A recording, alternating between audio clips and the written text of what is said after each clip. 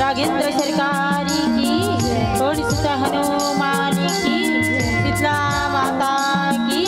विराजमान 36 कोटि देवी देवताओं की,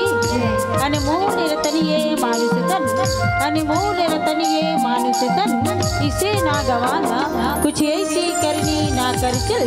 बाद में पड़े पछताना, बाद में पड़े पछताना। आदरणीय छत्तीसगढ़ के पावन धरा धाम ग्राम केसरी के वैष्णवी करुणामयी और महतारी मल्ला, धर्म के अनुरागी जम्मू पदाधिकारी मल्ला, ओया जवैया सकल बटोर के रखैया, उद्घोषक बड़े भैया के पावन चरण कमल माँ,